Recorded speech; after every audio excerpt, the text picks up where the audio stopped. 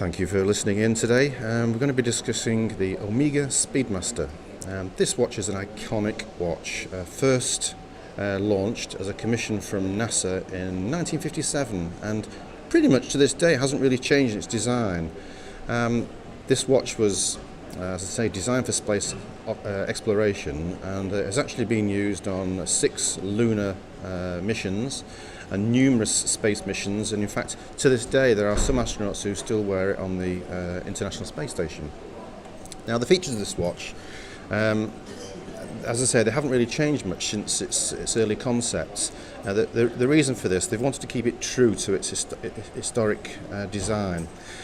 These features are not quite the same as a modern Omega watch, in that, first of all, the movement in it. Now, most Omega movements now are automatic ones, and they are self-winding for the movement of your body.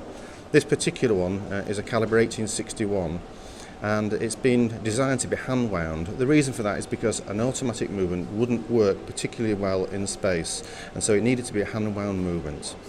Also, another classic feature of it is that the glass on the front of the watch is not a sapphire crystal, it's actually acrylic, and the reason for that, again, was a desire that they needed to have a watch glass that if it did get damaged in space, it didn't shard, it didn't splinter, and it would only crack, and so consequently acrylic was the best material to use for that need. Now, as I say, it is a hand-wound movement. This caliber 1861 is renowned in the industry for its reliability and its accuracy.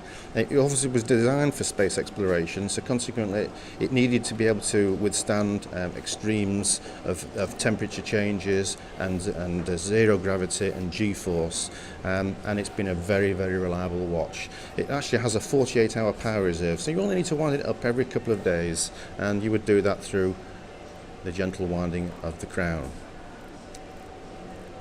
Now, the watch is in all stainless steel. It is a brushed and polished finish to it, beautifully finished, to extremely high standard, and it's got a very pleasing deployment clasp with a side button release on there. The case back is screwed down, and it's also engraved with details of it being the first watch ever worn on the moon. There you go.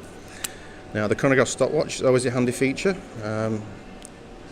Very simple to operate. You've got a start button which records the seconds, and then you've got your minutes, and you've got your hours at the bottom. That will stop it, and that would re-zero it. Simple as that. And you've also got the additional feature of having a tachymeter on the enamelled bezel and on the edge of the watch, and that can be used for making various calculations. So, as I say, it's an iconic watch, classic look. Love it to wear as a dress piece or a casual piece. Looks great casual, looks great in a suit, and I think you'd agree it's a fabulous watch to own.